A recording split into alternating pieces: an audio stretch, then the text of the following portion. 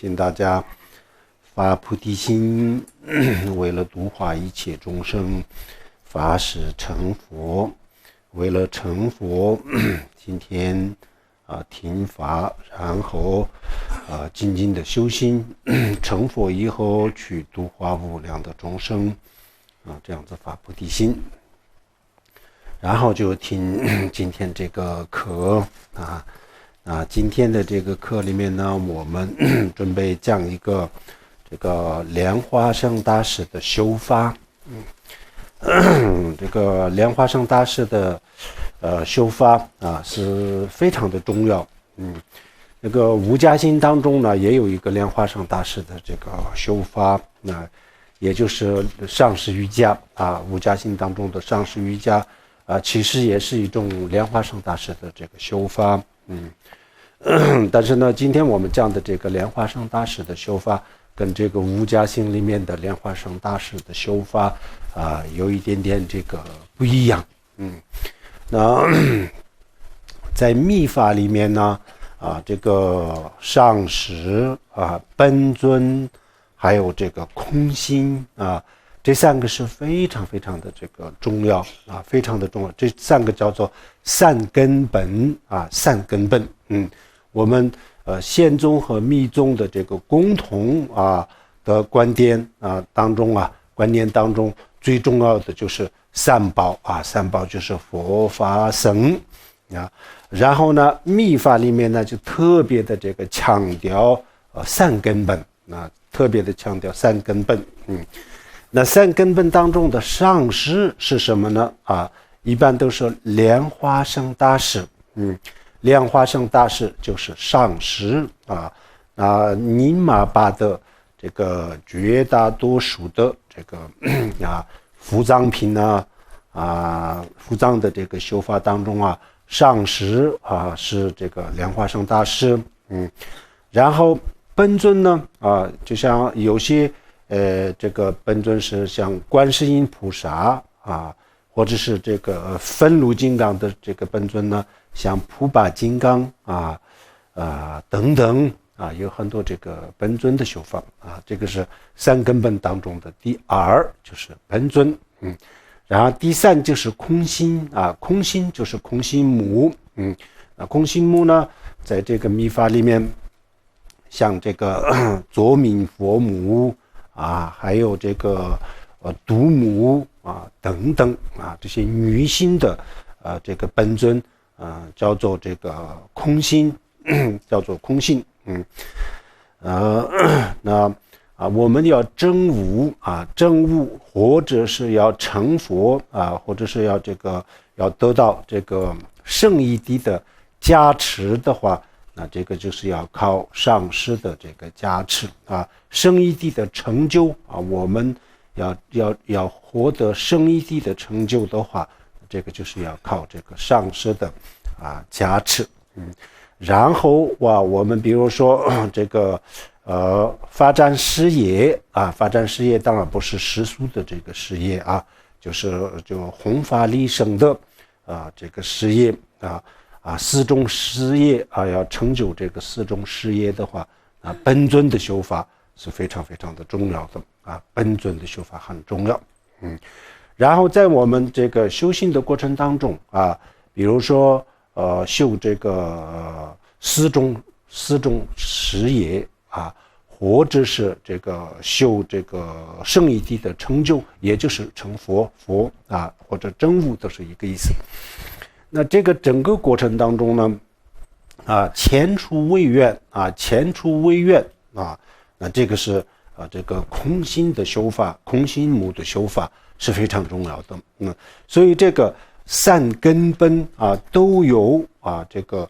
不同的这个功德不同的加持，不同的功德。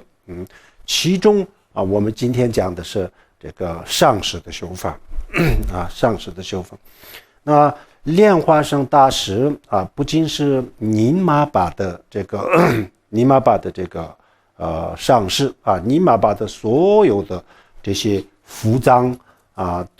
伏藏的这个修法都把这个莲花生大师作为这个上师来修。比如说我们修这个上师瑜伽的时候呢，那我们观想的是莲花生大师，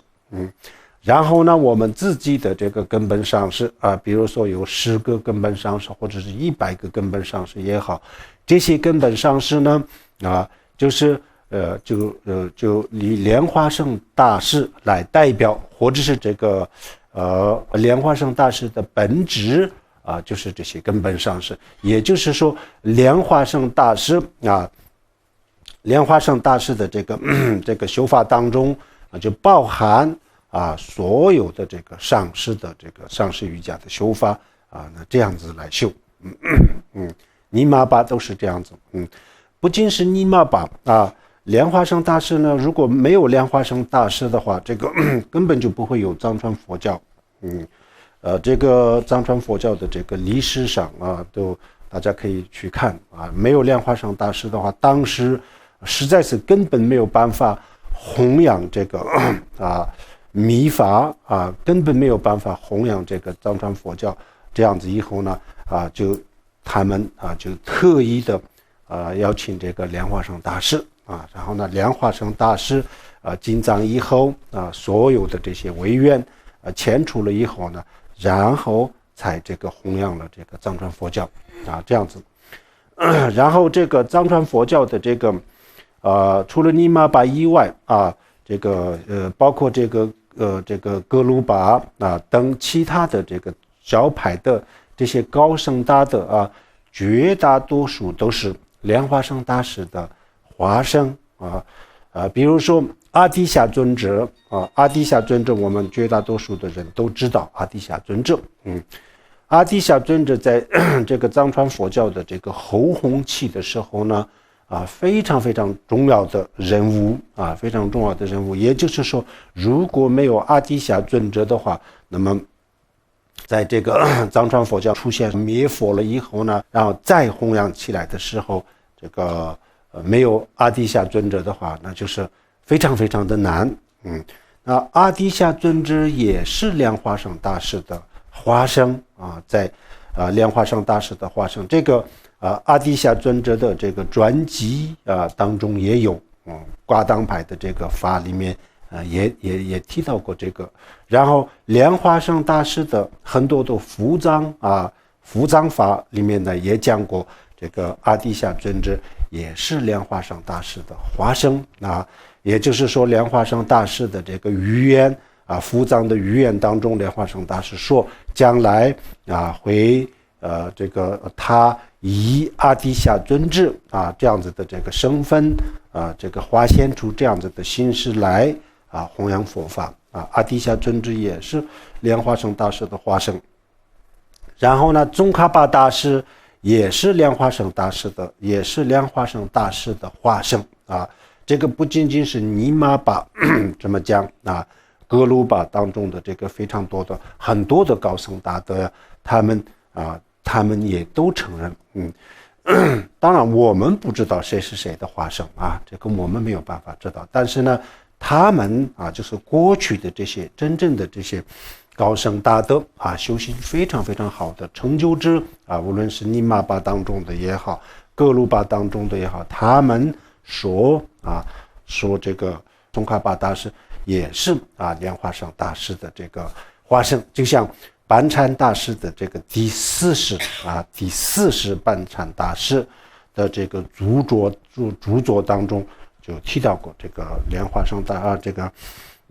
宗喀巴大师和阿底峡尊者都是莲花生大师的这个化身。然后呢这个觉囊派的就是达拉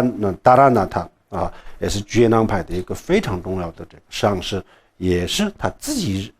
的自传里面都讲是莲花生大师的化身，莲花生大师然后噶举派里面呢，这个噶尔玛巴的这个这个早期有一个著作当中，第23世的噶尔玛巴第30还是第20，一个噶尔玛巴的自传当中传记当中也讲过，也是这个莲花生大师的这个化身，莲花生大师化身。然后呢，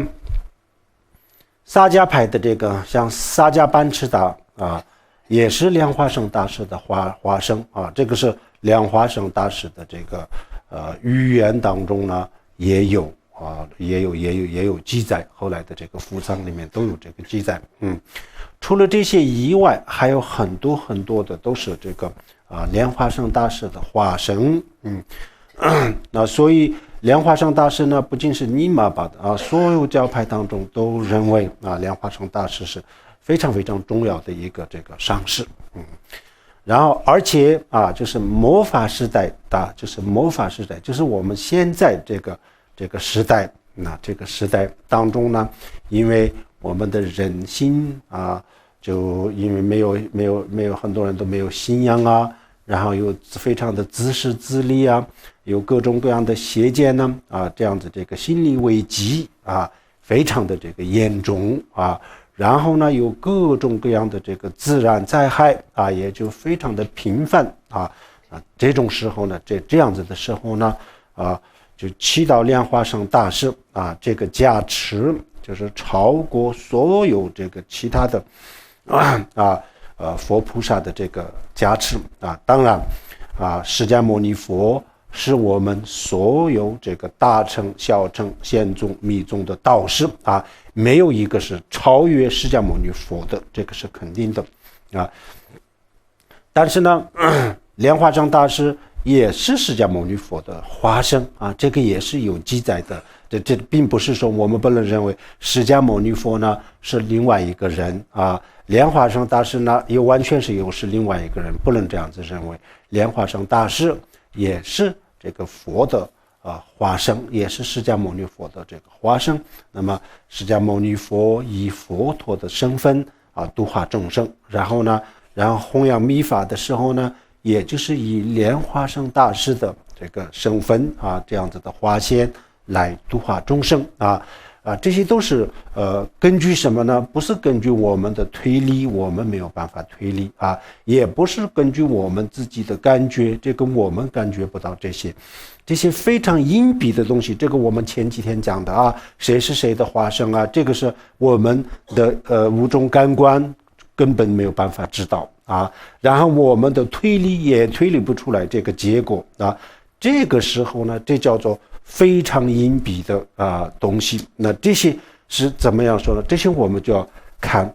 这个过去的这些像莲花生大师的他自己的这个语言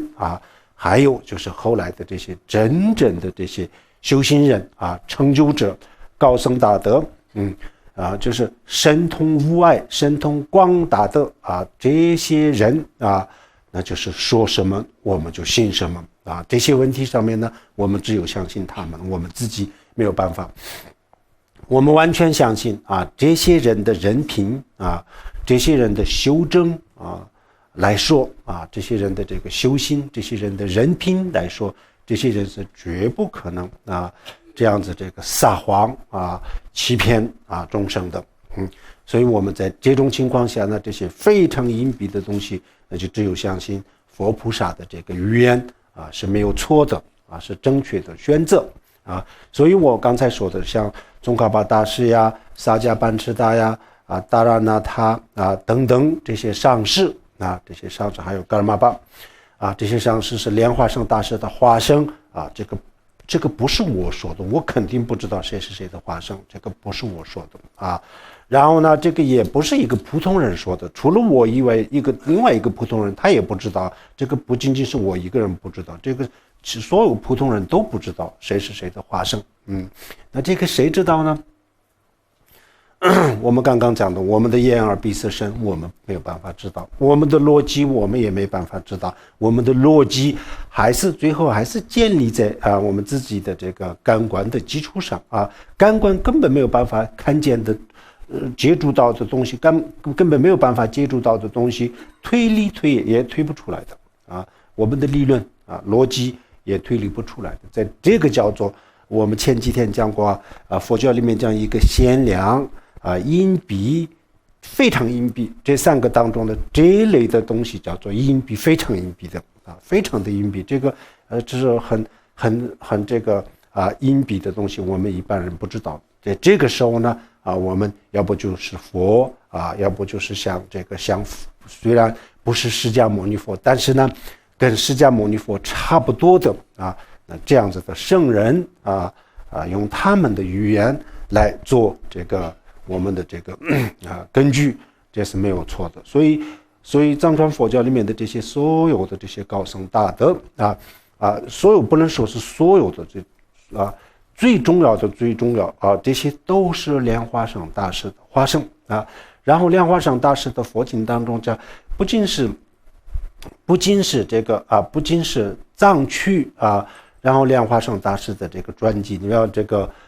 教言当中讲，他以各种各样的这个化现在藏区在这个汉地还有全球都有，或者是比如说出生当中都有莲花生大师的这个化身也有佛的化身以这样子的这个形式，这样子的身份这样子的相貌来度化众生然后这个我们刚刚讲过没有一个佛或者没有一个菩萨是超过释迦牟尼佛的但是呢这个每个佛菩萨的这个原理不一样或者是实际上根本就不是两个人，是一个人，但是呢度化他化现出来的这种化身的这个作用不一样。比如说释迦牟尼佛和这个金刚萨埵实际上是一个佛还是两个佛呢在我们的众生的这个心目当中是两个人两个佛但是实际上他们都是我们昨天讲的这个如来藏的这个显现如来藏就只有一个如来藏那么这个如来藏当中显现出来的都是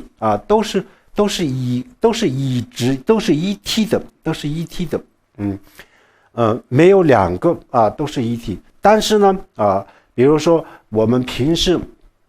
忏悔的时候呢，还是这个金刚萨埵的这个加持是非常非常大那是不是释迦牟尼佛没有加持？当然不是了。但是金刚萨埵也是释迦牟尼佛的这个化现释迦牟尼佛为了就是度化这些罪业深重的人然后又化现出金刚萨埵但是我们认为释迦牟尼佛是一个佛，金刚萨埵又是另外一个佛其实是不是这样子的然后要增长智慧的时候呢我们认为那一个佛是最好呢？我们认为文殊菩萨好文殊菩萨是诸佛菩萨的这个智慧的显现然后那一尊佛是最有慈悲呢我们立即就在我们的脑海当中第一个反应是什么呢？观世音菩萨。观世音菩萨是大慈大悲那是不是莲花这个释迦牟尼佛那是不是没有大慈大悲呢？那当然不是那观世音菩萨的这个大慈大悲慈悲心是不是超过了这个释迦牟尼佛呢？也不是那是什么呢？实际上这个观世音菩萨也好文殊菩萨也好都是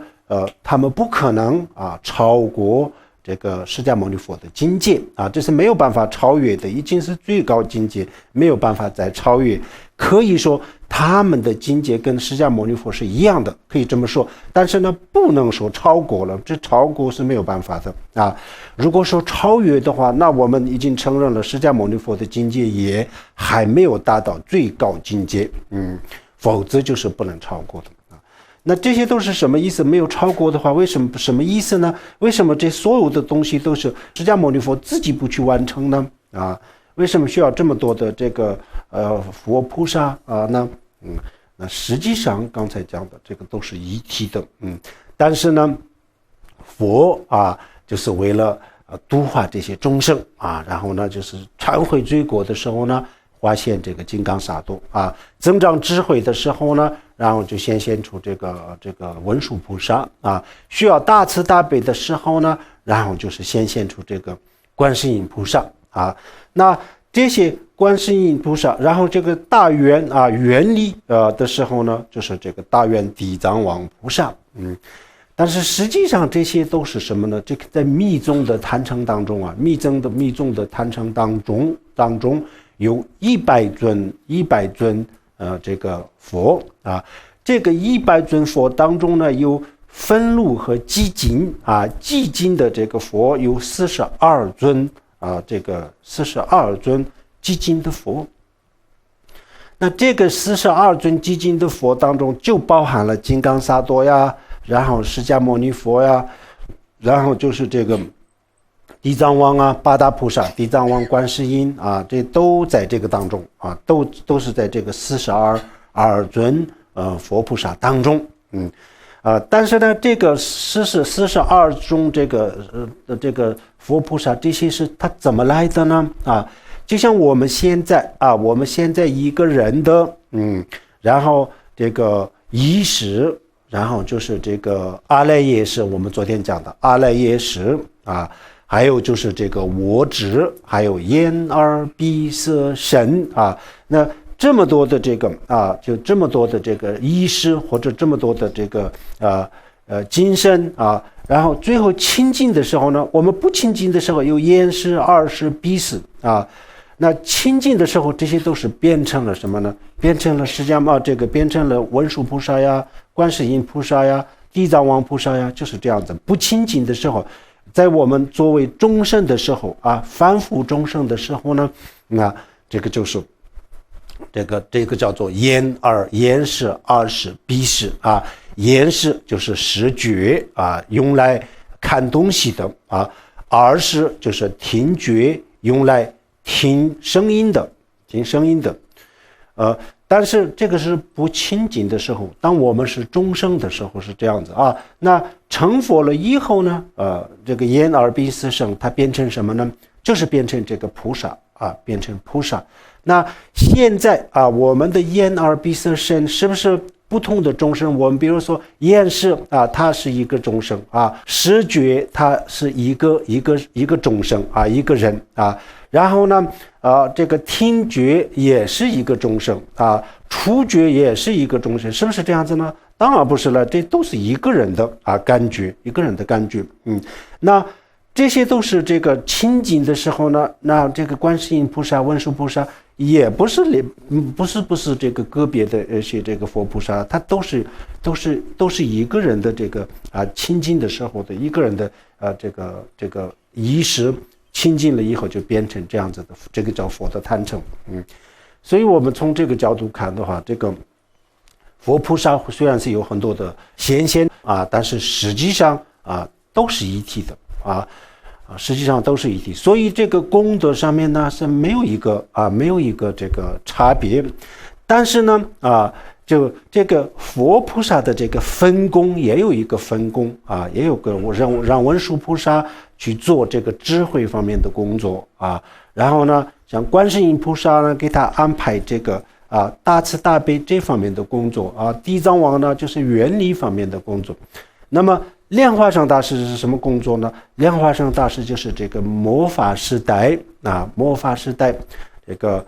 修行的前除修行的障碍末法时代的内在的障碍、外在的障碍。我们现在修行呢有很多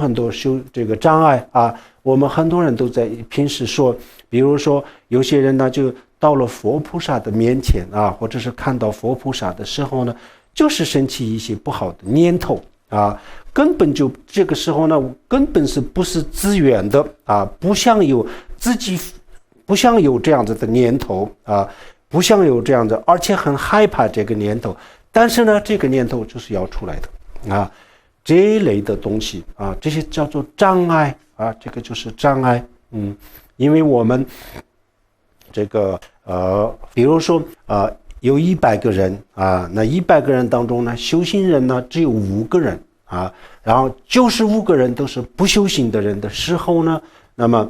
95个人都是邪见的人就是邪恶的见解、持邪恶的见解的人的话，那么这5个人就是一定会受到这个95个人的这个不好的影响不好的影响。所以他们虽然是这个往好的方面在走，在努力，但是呢，有些时候就是这自己根本没有办法控制自己的情绪，这个时候就会冒出这样子的念头啊，对佛的不恭敬的念头啊，对菩萨的不恭敬的念头啊，都会有的啊。那这些叫做什么？这叫做内在的障碍，这也是障碍啊，这个就是障碍。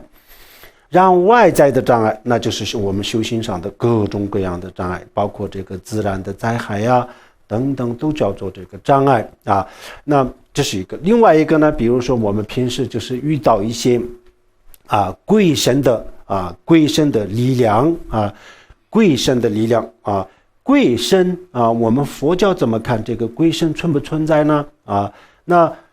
传统乡下的人，这个传统的这个理念是什么样？比如说人死了以后呢，变成鬼等等那这些是不一定的，人死了就不会变成鬼的，人死了还是要去这个投胎的这些是这个传统上的一些迷信那但是呢，鬼神存不存在呢？也是存在不是说人死了以后全部都变成鬼，但是鬼就是属于这个恶鬼道的一个生命，也是一种生命而已，一种生命。那是不是鬼来害我们呢？这个为什么要鬼来害人呢？因为鬼恶鬼道的众生他们是在这个之前他是人他之前也许是人，也许是动物，这个时候呢，他就做了很多的这个不好的这个业，造了很多业，就是伤害人等等这样子以后呢，当他做鬼的时候，当他做这个鬼神的时候呢，他身体上有很大的痛苦，然后呢，精神上也很恐慌那这个时候呢，他就希望把自己身上的这个痛苦就是转移到别人的身上然后他就靠近人的时候呢，人就会受到这个影响但是这个前提是什么呢？前提如果根本不相信鬼神的人，根本不相信的话，那这个很难受到他们的影响相信了以后我们会害怕的这害怕了以后呢，因为这两个他本身想把这个他的痛苦要想转移到我们的身上，然后我们也有一个因缘，我就害怕了然后这个时候呢，因缘都具备的时候呢，人就会生病这些情况是这样子发生的在这些这个鬼神的这个障碍鬼神也障碍这个修行人修行对这个修行人的障碍也是非常大的这些所有的外在的障碍、内在的障碍、精神上的障碍生活上的障碍，包括我们的比如说生活家庭的障碍还有就是这个发财、工作、做高官等等的障碍所有的障碍都是要迁除这些障碍，要解决这些障碍的话，最好是莲花生大师，祈祷莲花生大师这个并不是说我们刚刚讲的并不是说莲花生大师超越了释迦牟尼佛，并不是这个意思，这是没有办法超越的那是什么意思呢？释迦牟尼佛就是为了度化末法时代的比较很可怜的这些修行人度化他们的这些修行人让他们顺利的这个走到这个解脱的道路上去修行就是为了这个。然后呢，就化现出莲花生大师，然后莲花生大师来做这个工作是这样子。这跟我刚刚讲的这个金刚萨埵的这个能力不是超过释迦牟尼佛，不会的，不可能超过的但是呢，我们这个忏悔罪过的时候呢，不念这个释迦牟尼佛的名号，为什么要去念金刚萨埵的这个百字名呢？这个就是刚才说的这个意思佛就是为了度化这些罪业深重的人然后就是显现出这个金刚萨埵实际上这些都是释迦牟尼佛的不同的这个力量不同的力量就是一个不同形式的一个菩萨或者是一尊佛去完成但是这些都是表面上，实际上都是释迦牟尼佛。其实释迦牟尼佛也是我们昨天讲的，就是我们自己的心的本质心的本质。我们的心的本质本来就是是清净的那这个清净的这个如来藏本在清净的如来藏当中就投影投射出各种各样的佛那投射出来的这些佛都是属于什么呢？都是属于这个如来藏属于如来藏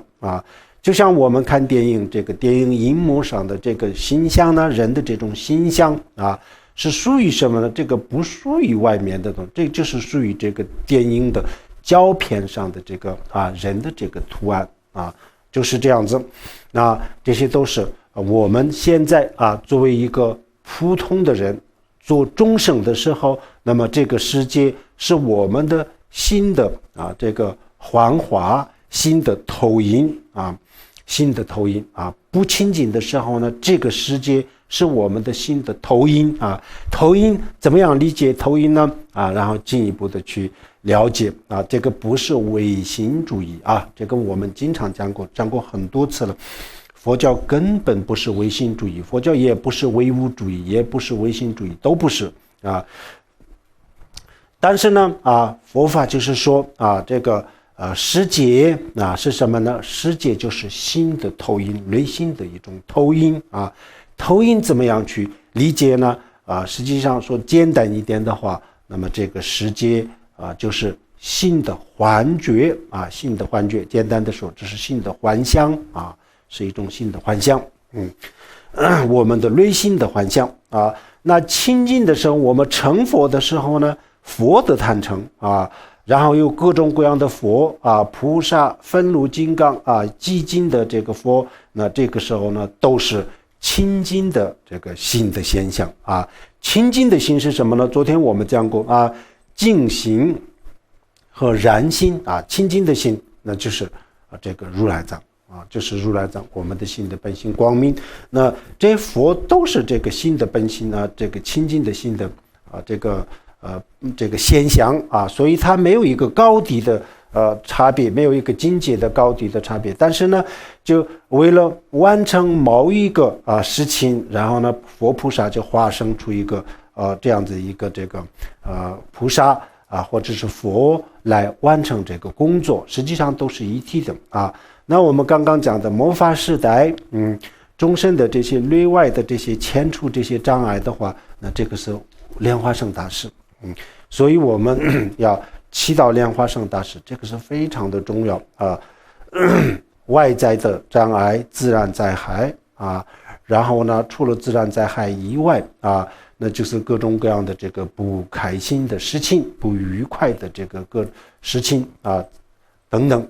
然后呢，还有内在的，就是我们刚刚讲的还有就是自己的身体上的这个就各种各样的病疼等等。然后还有一个就是内外密的障碍，那就是修行上的、精神上的各种的障碍那这些障碍都是最好就是这个祈祷莲花生大师祈祷莲花生大师的话，那就是这个比任何一个佛和菩萨的这个力量都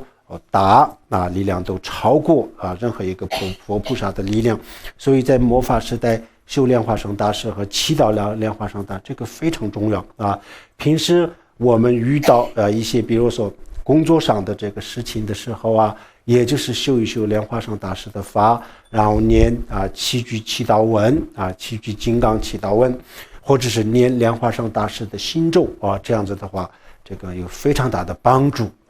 还有就是我们自己的精神上的有些时候的这些莫名其妙的这些邪恶的念头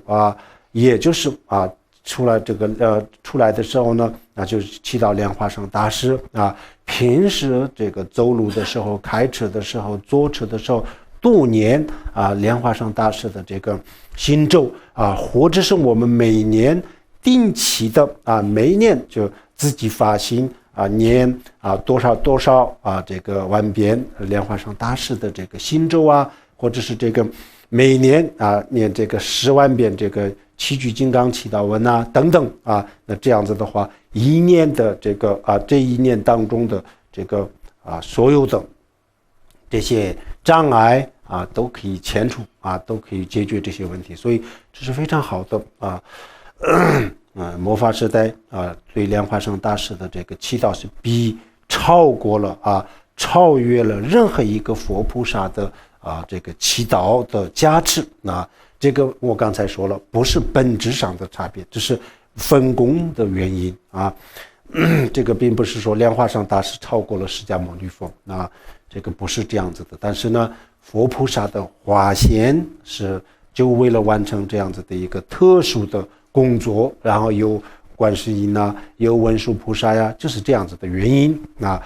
那我们要念这个莲花生大师，祈祷莲花生大师，这个非常重要。所以我们今天就讲莲花生大师的修法那这个是无论是学什么样的比如说我们藏传佛教里面的这个呱吉派也好，这个萨迦派的也好，这都是没有问题，都念这个莲花生大师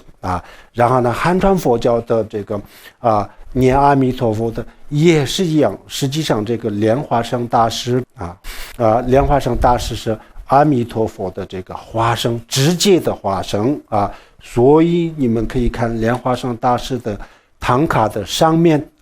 头顶呢，几乎每一个头顶上面都会画一个阿弥陀佛画一个阿弥陀佛，会画一个小的阿弥陀佛。这什么原因呢？就是因为莲花生大师是这个阿弥陀佛的直接的化身那他是不是这个释迦牟尼佛的直接的化身呢？也不是这样子。这个是这个在法界当中在佛的这个清净的坛城当中呢，说阿弥陀佛跟说释迦牟尼佛实际上就是一个意思千尊佛现界的1000尊佛或者是更多的佛，都是在法界当中都是一样的，法界当中都是一样的度化众生的时候不一样。比如说我们一壶这个茶水到了这个10杯这个茶杯的时候呢当这些茶水还没有出来的时候，都在这个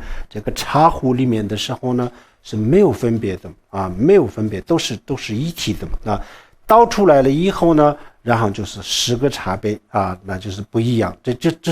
这是因为茶杯的原因不是茶水本身的原因，本身上是没有什么差别，没有区别的但是呢，因为不同的茶杯所以就是有不同的区别也就是说，所有的佛菩萨本质上都是这一壶茶水一样，它本质上是没有差别。但是呢，为了度化众生，然后呢，他们的显现是不一样的就是这样子。所以我们要这样子理解那平时念莲花生大师祈祷莲花生大师，这个的确是非常非常的重要。很多的我们的这些违愿逆境都要用莲花生大师的这个修法来处理这个问题这是最好的方法还有一个呢，我们这个修3根本的时候3根本以后，我们这个外加行无加行修完了以后呢，要修这个密宗的法这个时候呢，我们要修这个3根本那3根本当中的最主要的是上师主要的是上师上师是什么？上师就是莲花生大师莲花生大师。那我们这个时候呢能不能证悟能不能这个获得这个成就都要看对这个上师的心性上师是什么？上师莲花生大师上师就是莲花生大师。我们平时给我们传法的讲经的上师呢，那个时候我们可以就包含在莲花生的这个坛城当中但是主要是这个上师就是莲花生大师那这时候呢，我们的这个坛城修佛的坛城也好，修本尊也好啊，这是这个时候非常重要。修本尊的时候也是先修这个上师瑜伽，然后再修这个本尊啊，这样子。所以这个上师瑜伽非常重要。那上师瑜伽当中修的上师啊，就是莲花生大师。莲花生大师，我们每次观想的时候就观想莲花生大师，上师就观想为莲花生大师，这个非常快。这样子的话，这个成就是很快的。然后愤怒金刚和激进的金刚啊，这两个修法当中呢，我们修哪一个是最快呢？修愤怒金刚是最快的啊，愤怒金刚啊。但是因为愤怒金刚啊，它很凶猛的啊，那这样子以后呢，很多人就首先是不理解，不怎么喜欢啊，我们都比较喜欢这个激进的这种慈祥的这个面孔啊，慈祥的面孔，不喜欢这个愤怒的面孔。但是真的修起来的话呢，这个愤怒金刚是快速成就的。这个为什么呢？寂静的这个佛菩萨啊，他实际上愤怒和这个寂静是没有什么本质上没有什么差别的。但是呢，愤怒金刚呢它是专门调伏各种各样的障碍魔障本质激进的这个佛菩萨呢，它不是这样子本质上是没有，但是显现上有这样子的区别。所以修这个愤怒本尊的话，这个成就是非常快，因为他本身修的是愤怒金刚，他这个修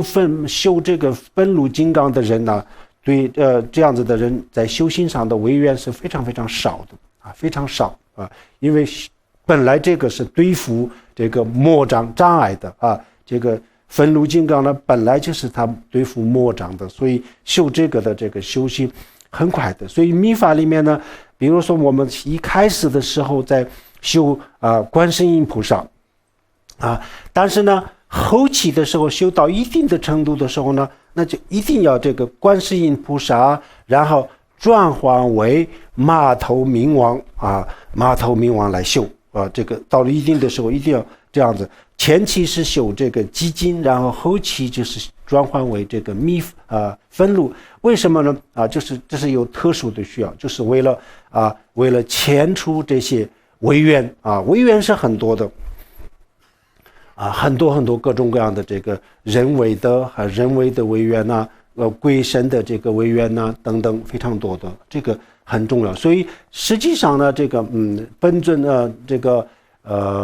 愤怒和激进也是没有区别的，本质上根本没有什么区别。但是呢，因为这愤怒的显现就是愤怒金刚是他要完成什么工作，就是要断除这些障碍所以这个是非常重要。所以莲花生大师在当年在这个藏传佛教第一开始的时候呢，就像这个菩提萨埵堪布菩提萨埵等很多非常非常了不起的菩萨成就者就像佛一样的这个成就者来弘法的时候呢，这时候是没有办法这个弘扬实在是不行的时候呢，然后他们认为这个激进的方法很难成功，然后必须要有像莲花生大师这样子的这个有能力的人的话，然后才能够把这个弘扬这个密法弘扬密法。就像我们现在这个藏传佛教当中的这个密法雷密这样子的这个深奥的东西，这么深奥的东西呢，就目前佛教就在这个主要是在三个这个语言的体系当中，一个是巴利文一个就是这个汉语，一个是藏语，这三个当中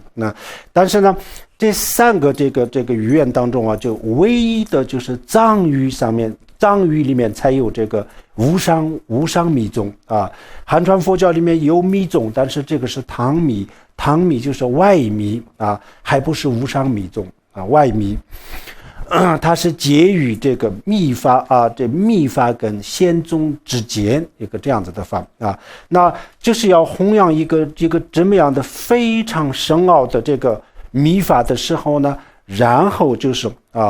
道高一尺，魔高一丈。这个时候就是非常多的魔障来了以后，根本就没有办法弘扬。这时候呢，从印度邀请莲花生大师啊，莲花生大师把这些所有的这些前出为愿迁出了以后呢，然后把这个印度的最高圣的这个秘法，然后就弘扬到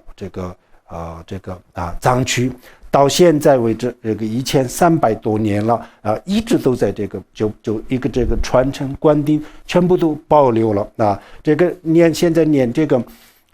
这个印度本土也没有了这个印度本土当时的时候呢，也是非常保密的，像大圆满这些非常保密的。后来这个阿底峡尊者来这个进藏的时候的这个后弘期的有些翻译家藏族的这翻译家到了印度的时候，这个时候的基本上找不到这个这大圆满之类的这个梵文的大圆满。有些时候偶尔会看到有些这个印度的一些修行非常好的这些长老这些他们的这些书里面，他们自己私人的这个收藏的书里面呢，偶尔会看得到一两张这种修法短短的仪轨，然后这些翻译家他们去问这个法的时候呢，这是他们问的时候呢，他们这些印度的这些长老也根本不告诉他们这个我不知道，是我们的老上师收藏的，这个我也不知道。其实他们在这个秘密的修，但是不公开。本来印度是一个不公开的这个，所以这个就不是很普遍的然后后来呢就是印度就有这个前后17次的这个伊斯兰的侵略，然后完了以后呢，佛教整个不仅是密法整个佛教都受到了非常大的这个打击，然后呢就都没有了。本来这个密法本身就是一个这么少数人才可以修到的，后来就全部更容易消失，就没有了。那后来呢，只有这个保留的这全球只有在这个藏语的这个语言当中才有无上密教。那么这个是莲花生大师的恩德。当年如果莲花生大师不进藏的话，那在藏传佛教里面呢，宪宗的这一部分是弘扬是肯定是没有问题的然后呢，这个外密就像汤密，这个弘扬也应该不是很大的问题但是这个无上密宗弘扬就根本没有办法，他们也是实在是没有办法了。以后呢，就堪布菩提萨埵他出主意，然后呢就让这个邀请莲花生大师这样子把这个佛法弘扬起来的所以现在我们今天能看到大圆满看到这个无上密宗的这个功德是莲花生大师的功德，归功于莲花生大师。也可以说，如果没有莲花生大师，那么今天这个藏传佛教里面就绝对不会有像大手印大圆满这些部分是不可能有的宪宗是肯定有的除了以外就不会有的，这都是要归功于莲花生大师那问莲花生大师为什么可以做这样子的这个事情？为什么迁出这些违愿呢？那我们刚刚讲的这个就像金刚萨埵的功德一样，功能一样就像这个地藏王菩萨那这个观世音菩萨，然后就是这个文殊菩萨，他们每一个菩萨都有一个不同的这个与众不同的一个这个作用一个功德那功能就是莲花生也是这样子的。所以这是这个佛菩萨的一种特殊的这个化身那我们现在遇到问题的时候呢，要祈祷莲花生大师非常重要。因为我们现魔法时代当中修一个非常这么深奥的法，这是绝对会有各种各样的这个违愿的违愿的外在的违愿，内在的秘密的是自己精神上的莫名其妙的这些邪恶的念头都是这个这些都叫做障碍那平时这个时候呢，我们都要祈祷莲花生大师就出现一些，比如说有些时候就莫名其妙的就出现这些恶的念头或者是莫名其妙的这个修行上就受到了很大的这个阻碍这样子这个时候呢，呀，或者是有些时候呢，就莫名其妙的就心里很恐慌啊，很失落呀，不想活了，不想修行了等等的时候，这都是一些这个障碍啊，这些都是障碍。那这些当然是有多方面的原因，我们不能说全部都推到鬼神的头上，这个肯定是有各种各样的因素。但是呢，有些是有些是鬼神的这个阻碍啊，有些是自己的业力啊，无论是什么样子也好，这都叫做障碍，啊。那迁除障碍，就是最好的是修莲花生大师的法啊，这个大家一定要注意，以后平时要多念佛，多念这个莲花生大师的这个咒啊，这样子以后呢，在我们的修行上就有很大的帮助啊，顺利的这个修这些法啊，比如说我们要闭关7天的话，那么也要念这个莲花生大师的要不然的话，这个7天能不能完成也就不好说了啊，所以这些都是非常的重要。比如说这个上个月我们也讲过修无家性的时候呢，当我们还没有修无家性之前，先在传统上这些上师们的做法是先没有修无家性之前，先念10万遍这个莲花生大师的这个7句这个金刚祈祷文修一修莲花生大师的这个上师瑜伽。那为什么呢？这是以后的我们修无家性当中不要出现什么这个阻碍，顺利的可以修完这个5个家性。就是为了这个都是这样子，做任何事情在这个之前包括做生意都是一样的，做任何事情在这个之前都祈祷一下莲花生大师，念莲花生大师，平时对莲花生大师发起非常强烈的这种心性这样子的话，这个各方面都是非常有帮助。所以就是说，这个藏传佛教里面的这些修行人在表面上就是就有些很多人都是没有什么文化没有文化，然后文化水平也不高这个各方面都就不怎么样但是呢，他们对这个莲花生大师的这种信心是非常强很大的信心，非常感动人的就是因为是这样子，所以他们内在就是有东西他们的精神当中才有真正有价值的东西。这是什么呢？他表面上就像六祖慧能大师一样，六祖慧能大师他字也不是，没有文化不是字但是呢证悟了那很多修行人也是这样子他没有文化，他很多东西根本就不懂但是呢有一个东西他懂这是什么呢？他证悟了，开悟了。所以他因为开悟的时候呢，当我们开悟的时候呢，我们对上师的这种信心呢，就是就这1000倍万倍的这个增长的这个时候是这样子。当年这个米拉日巴的这个弟子呀，他也问米拉日巴我什么时候应该去度化众生什么时候是应该去度化众生呢？什么时候我这个度化众生的条件比较成熟呢然后米拉日巴就说，你什么时候把我当作真正的佛的时候，这个时候你度化众生的机缘成熟了意思是什么呢？因为这个时候这个人他的弟子开悟了证悟了证悟的时候，当我们证悟的时候呢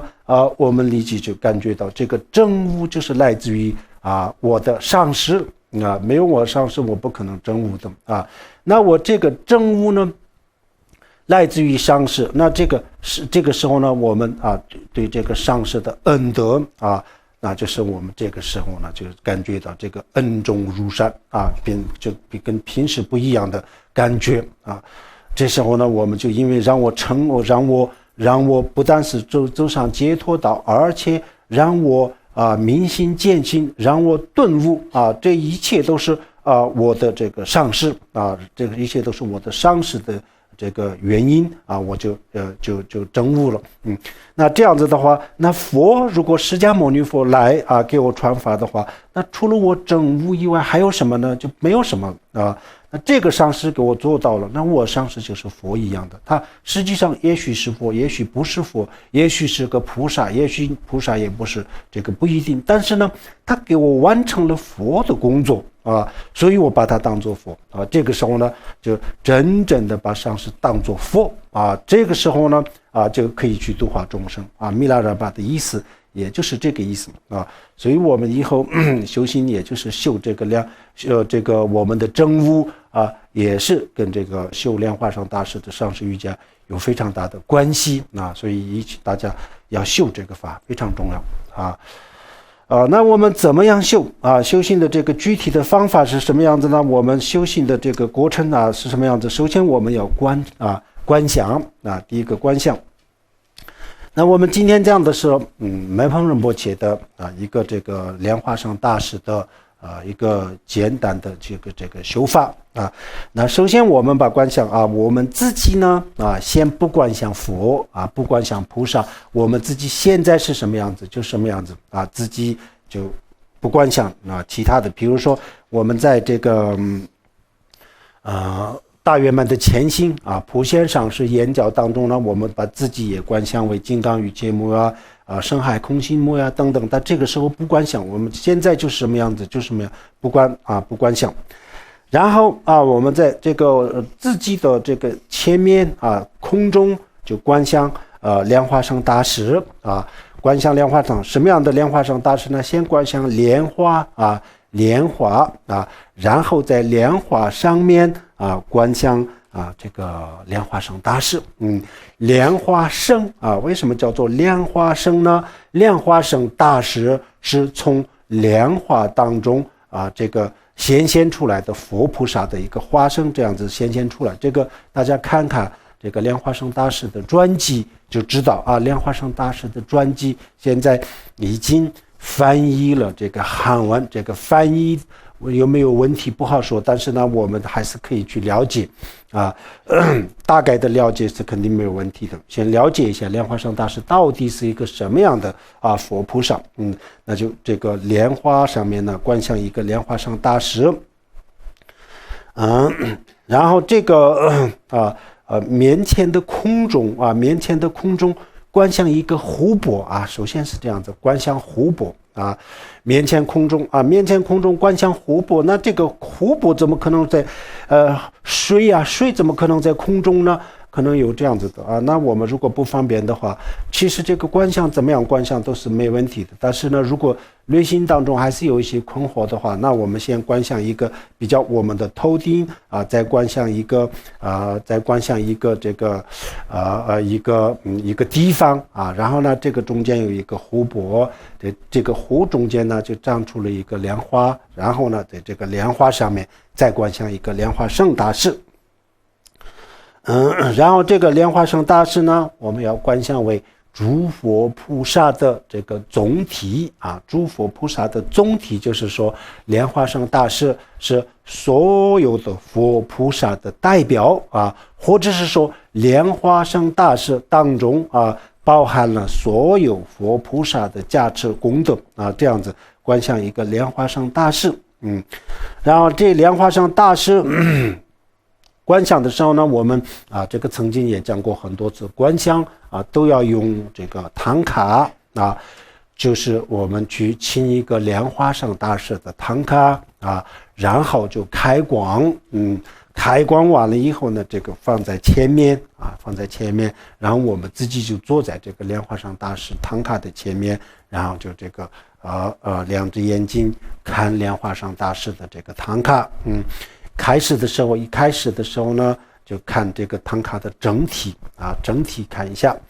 然后这个整体看完了以后呢，然后就看局部就脸上左手右手左手这个右腿左腿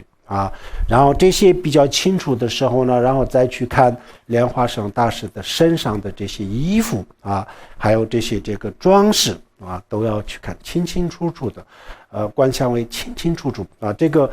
所有的观相都是这样子。很多人都说啊，观相不清楚，经常都说这个。我们啊就很早就给大家讲过，这个观相不清楚的是什么原因呢？这个并不是我们自己的业障深重啊，什么其他的原因，不跟这些没有关系。是什么原因？就我们自己的方法没有对啊，方法没有对。观相是要有方法，就有这种方法，就观相的很清楚的。那所有的观相的方法都是这种方法啊。我们初学者的观相的方法都是这种方法，就把唐卡放在前面啊，然后呢，唐卡放在前面以后，我们自己做的这个唐卡之前啊，然后就看，最好啊。这个不要眨眼啊，不眨眼是不可能，但是尽量的少眨眼啊，尽量的不要这个眼球不要转动啊，然后就定在这个莲花生大师的唐卡上面。那这样子以后呢，我们这样子时间长了以后啊，就内心当中有些时候我们闭着眼睛的时候，也就在内心当中这个非常的清楚啊，我们在眼前很清楚，或者是心里很清楚，或者是在大脑里面脑海当中很清楚，怎么样说都可以，反正就睁开眼睛的时候一样的啊，非常非常的清楚。在这个之前呢，我们要训练啊，这个训练有些时候是看久了以后很清楚，但是呢就这个闭着眼睛的时候呢，有立即就这个模糊了，变成模糊了这时候呢要睁开眼睛再看，继续看啊，这个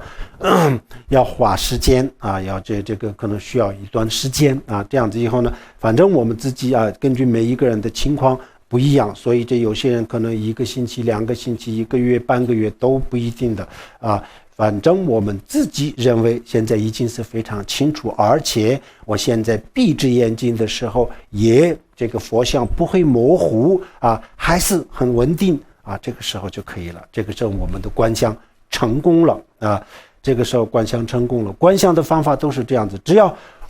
能用功的话，完全是没有问题的啊，完全是没有问题啊。念这个画画的时候啊，这个藏传佛教这个唐卡画唐卡的时候，有些非常这个专注的画家啊，都是观相出来了。什么样的呢？他在这个唐卡上面呢，画一些金粉的这个非常非常细的这个图的时候呢，非常认真的就一整天都看这个，然后画这个画，这样子他不是专门去观想，但是呢，这个眼睛就看在一个地方画，这个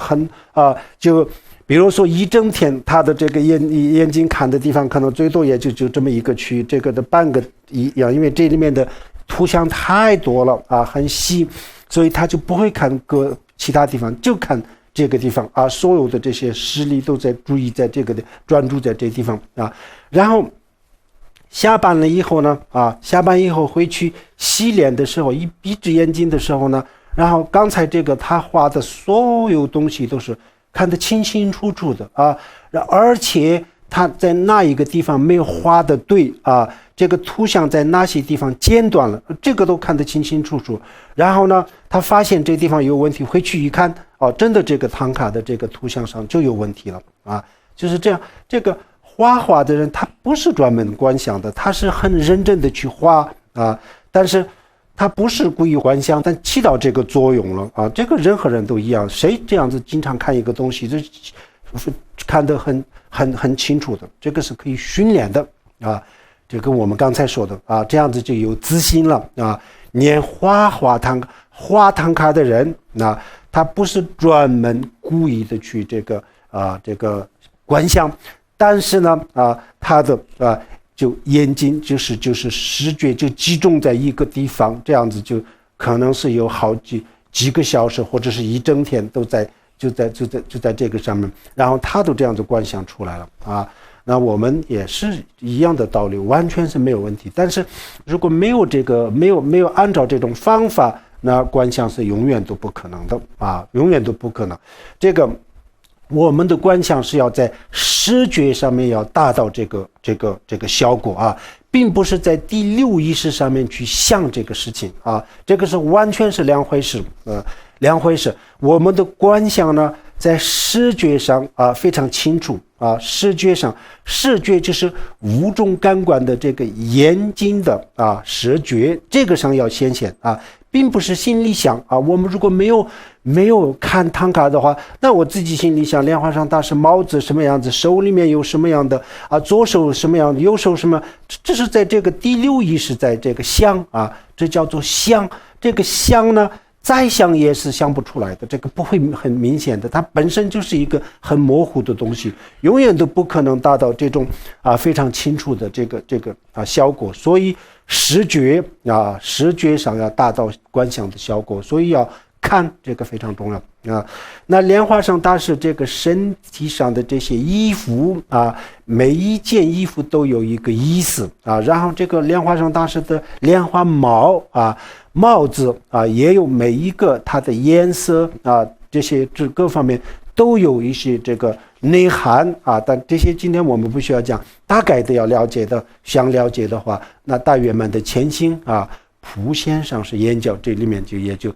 简单的介绍了，我们可以去看看啊，莲花上大师为什么是这样子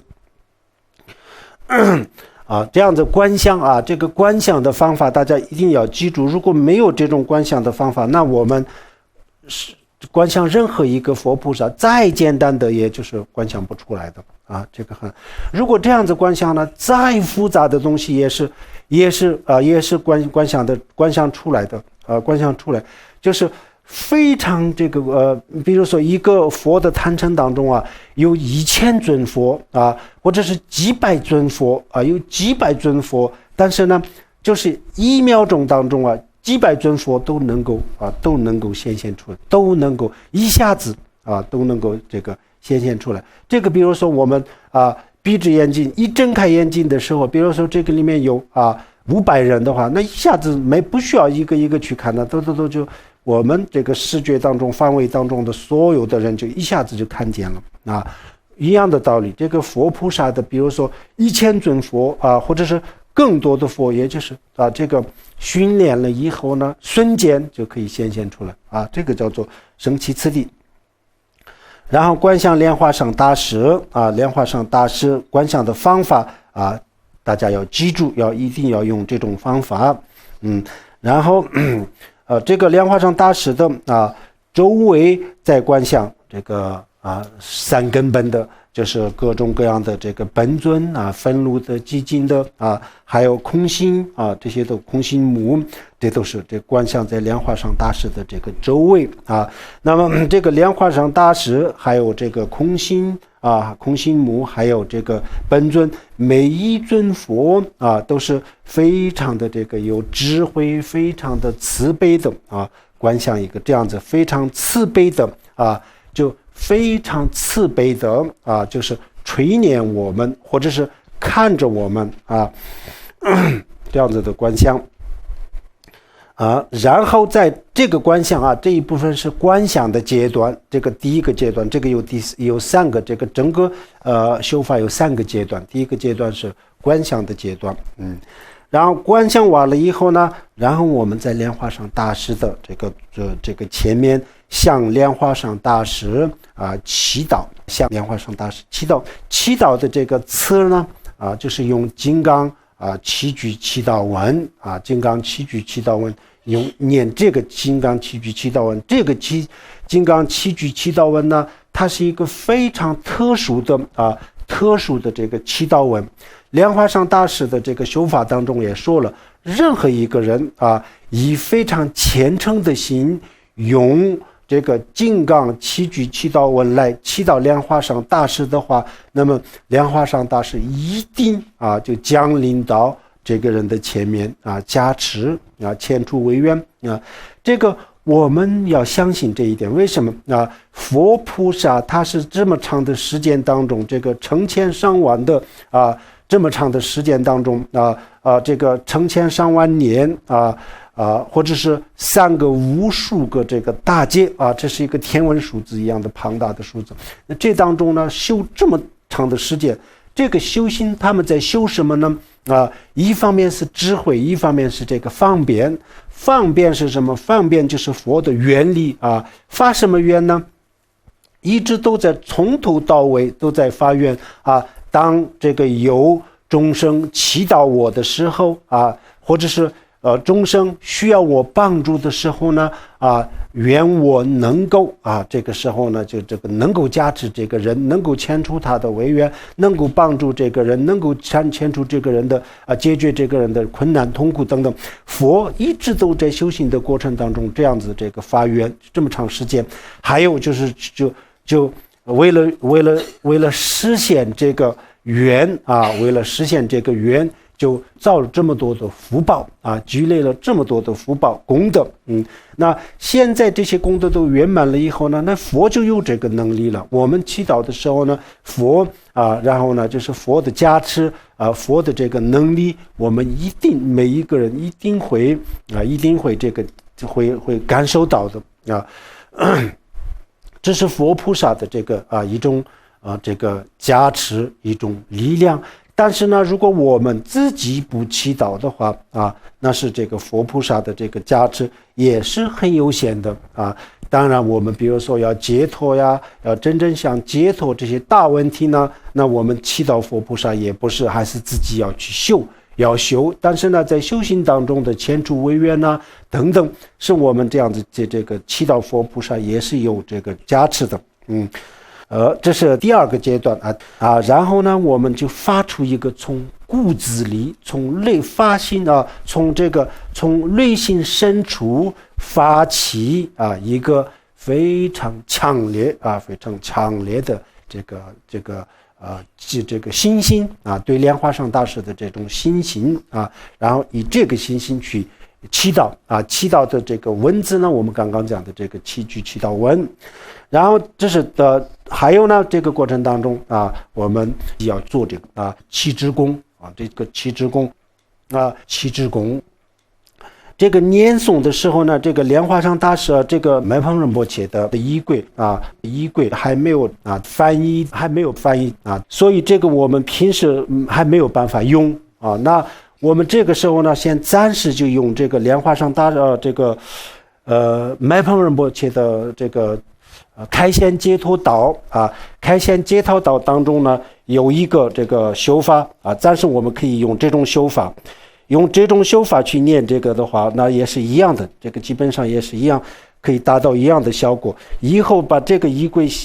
这个翻译了以后呢，我们可以用这个仪轨，但是目前还没有翻译，所以我们暂时可以用这个开显解脱道里面的这个祈祷文先第一个就是像这个莲花上大师磕头顶礼，然后顶礼的这些方法呢这些我们今天就不需要讲很多，这个这个普贤上师演教里面讲得很清楚了。还有这个慧灯之光的这个上师瑜伽的修法当中呢也讲过了，这个道理都是一样的，方法也都是一样的。这是第一然后呢，第二然后供养自己的身体，所有的这个过去、现在、未来的这些善根都供养为这个莲花上大师，这是第二然后呢，第三就是这个忏悔向莲花上大师忏悔我们从无始以来所造的各种各样的这个罪业这是第三。然后第四呢就是随喜莲花上大师的这个无量的度化众生的这个功德这个随喜这是第四。然后第五我们向莲花上大师祈祷转法轮然后就祈祷莲花上大师长久住世，然后在这个娑婆世界当中永远度化无量的这个众生这是这个第六。然后呢，第七我们把这个所有的这些功德全部都回向这个所有的众生这七个就是七支功这七个都是七支功做一个这个七支功念诵呢，我们刚刚已经讲过然后这个七支供做完了以后呢，然后我们再这个祈祷莲花生大师祈祷莲花生大师祈请莲花生大师能够遣除我的这个修行上的所有的这些障碍等等。然后呢，如果有什么特殊的这个祈请的话，比如说本来就是我们遇到这个时候就是因为我们遇到了什么特殊的这个障碍，然后是修这个莲花生大师的话，那这个时候呢，我们就要把这个特殊的这个障碍是什么障碍？那这个就是在这个时候祈请莲花生大师能够遣除这个障碍比如说外在的障碍也好，内在的障碍也好祈请莲花生大师能够这个莲花生大师能够这个遣除这个违愿然后这样子与强烈的信心一直都念诵一方有些时候呢，我们念诵这个七支供专注这个七支供的这些内容有些时候呢就这个以强烈的这个信心发起这个信心祈请莲花生大师这个遣除，比如说自己有什么特殊的这个障碍，就遣除这个障碍这样子念莲花生大师的这个金刚祈祷文然后呢念金刚祈经文，然后这个念了一段时间这个念多少都可以金刚祈祷这个七句祈经文呢，我们念多少都可以这个根据自己的时间，然后这个念了一段时间以后，然后就念这个莲花生大师的心咒Om Ahom Banzar Gara Bama Sabdahom，念莲花生大师的心咒。这样子以后呢，最后然后就莲花生大师华光融入自心等等，这是一种修法另外一种呢，还有一个这个莲花生大师的这个时候呢，还有一种修法还有一种修法时候呢，有些时候我们可以这样子修莲花生大师我们刚才已经观想在自己的头顶了那我们刚才的这个前面的这些修法都是一样的，这个七支供祈祷都是一样的因为我们很强烈的这个信心祈祷莲花生大师，然后这个时候呢就像我们修金刚萨埵的时候我们祈祷金刚萨埵的时候，这个百字密呢，每一个字上面滴甘露然后这个甘露冲洗我们的这个过去的这些所有的这些罪业金刚萨埵修法里面有无加性的金刚萨埵修法里面有一个这样子的修法，大家都记得那就是像这种修法跟这种修法一样的，那个时候我们就把这个莲花生大师观想在上面，然后祈祷的时候呢，然后莲花生大师身上莲花生大师的身上或心间就滴甘露滴出甘露这个甘露就进入自己的身体然后呢，我们自己的这个从无始以来所造的这些各种各样的这个障碍所造的这个罪业还有这个我们刚才讲的外在的内在的各种各样的这些障碍这些障碍都变成这个像金刚萨埵修法的时候一样，变成黑色的这个液体很肮脏的液体，然后全部排出去然后这个排出去了以后，有一个金刚萨埵时候不一样什么呢？最后把自己的这个身体我们刚才一直都把自己观想为一个不清净的现在这个身体了。那么这个身体也就是以莲花生大师的这个甘露，把这个身体我们的这个身体也就融化了融化就是变成液体把自己也就是就像冰融化为水一样，这个自己的身体也就融化成液体，然后这些液体刚才我们这个无始以来所造的这些病痛障碍罪业的这个障碍这个液体，还有我们自己的身体也变成了这个液体，这所有的这些液体都是这个就流入地下，然后呢就在地下在观想冤亲债主啊，然后就是流入这个冤亲债主的手里，然后我们观想啊，以这个来还冤亲债主的这个债，然后他们的心里也就是发起观想他们的冤亲债主的心里也升起了这个菩提心啊等等，然后就是这样子的观想啊，然后这个观想完了以后呢，我们再观想啊。这观想完了以后，刚才我们把自己的身体都已经是融化了，已经没有了啊。那现在呢，然后再重新把自己的身体就观想一个佛的身体啊。这个佛的身体观想谁？哪一尊佛呢？都是一样，自己对那一尊佛最有信心啊，或者是我们平时最喜欢那一尊佛，比如说很喜欢这个观世音菩萨，经常都是念观世音菩萨的心咒啊，念这个大悲咒啊，这样子的人啊，那这个时候把自己的这个身体就观想为观世音菩萨啊，观想为观世音菩萨，然后身体观想为这个观世音菩萨啊，或者是平时我们很喜欢这个文殊菩萨啊，这样子的话，那我们这个时候呢，自己的身体啊观想为文殊菩萨啊。这个我们之前是刚才我们讲的啊，首先是这个莲花生大师的这个甘露把我们融化了，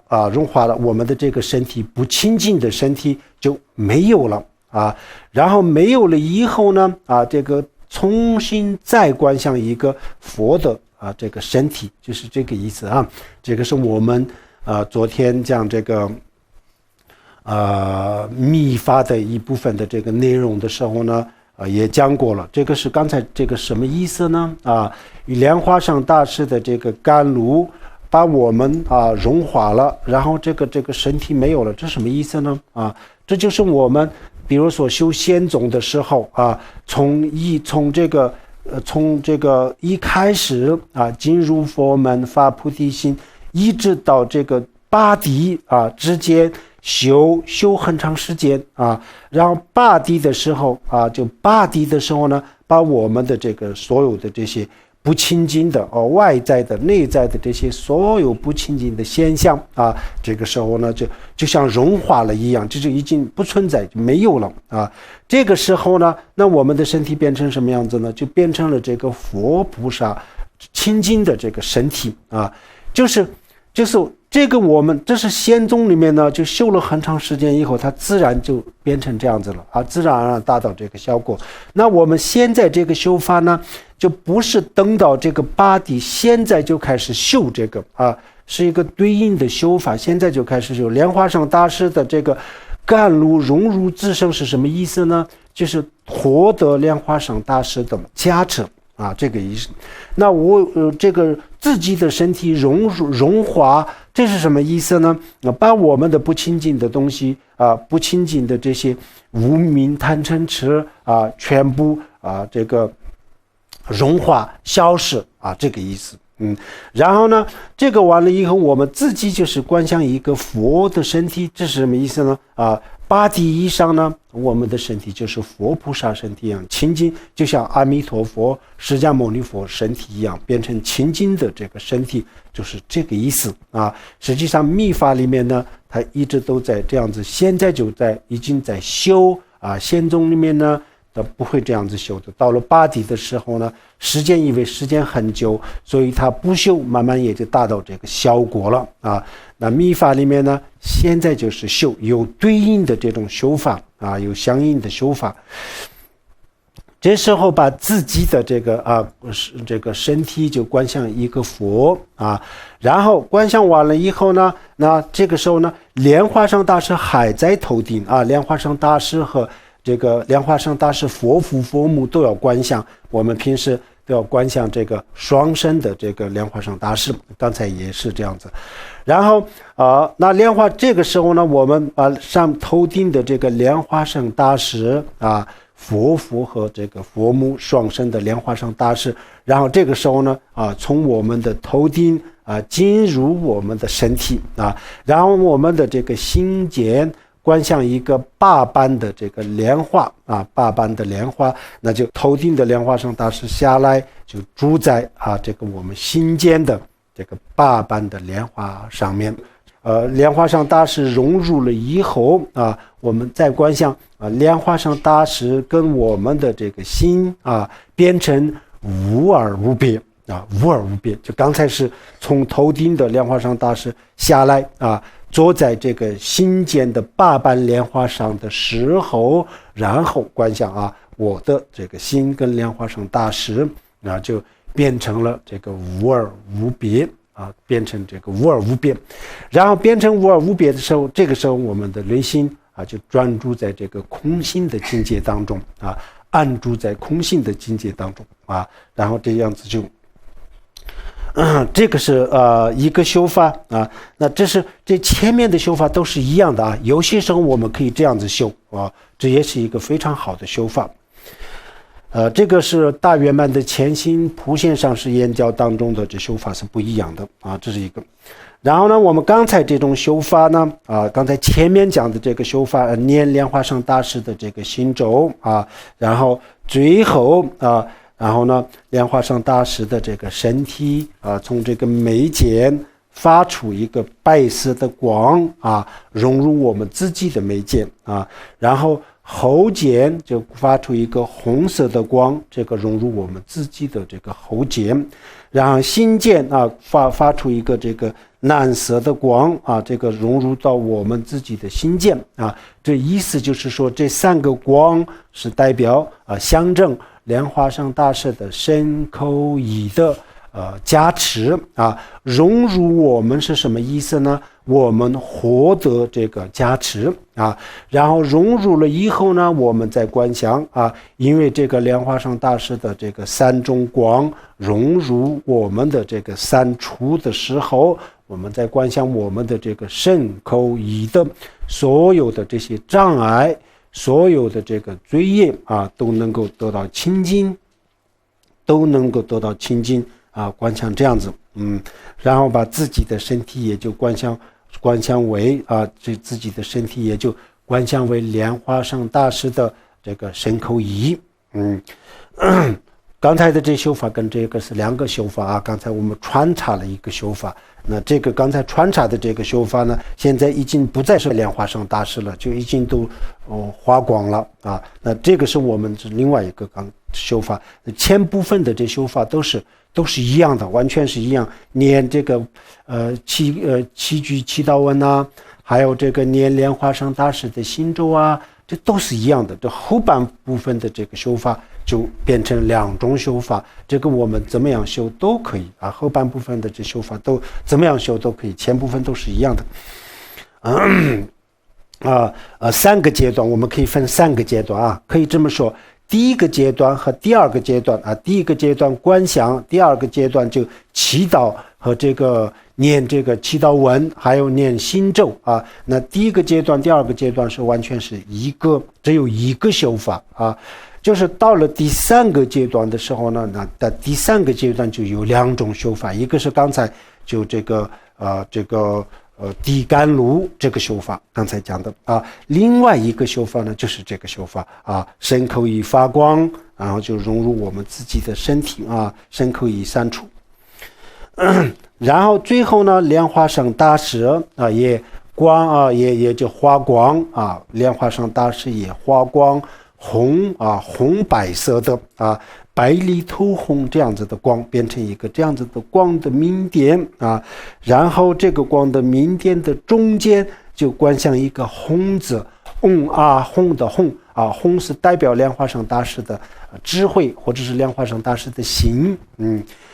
这个明点的光的圆圈的中间就观想一个这个十字观想一个这个红字然后红这个就融入从自己的头顶融入心口，然后融入到心口的时候，然后我们观想我们自己的心与莲花生大师的这个心啊变成无二无别，最后啊就在这个法界当中消失，然后变成无二无别的时候呢，然后我们心静下来啊，静下来就是如果证悟了空性的话，那就安住在这个空性的境界当中静下来。那如果还没有证悟空性的话，那这个时候呢，我们虽然没有办法进入空性的状态，但是呢，心里不想任何事情啊，心平静下来，实际上就是我们昨天讲的这种阿赖耶识的这个状态。但是呢，这个时候因为没有办法证悟空性呢，要进入空性没有办法，这个还没有证悟，那这个时候只能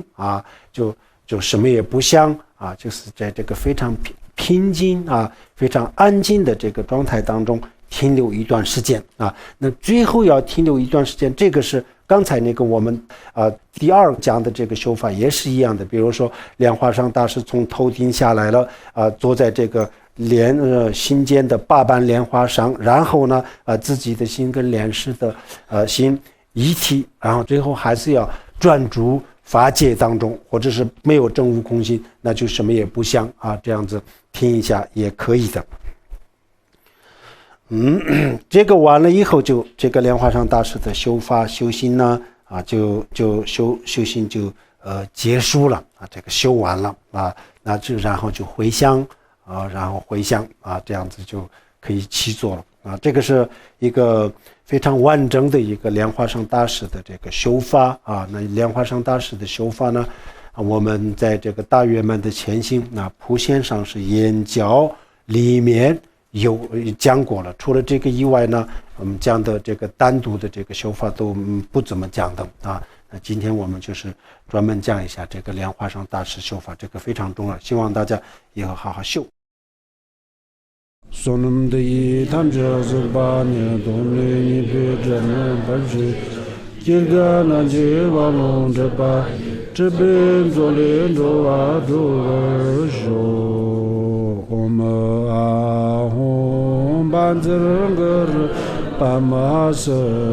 de om a hom ban zernger ba ma se de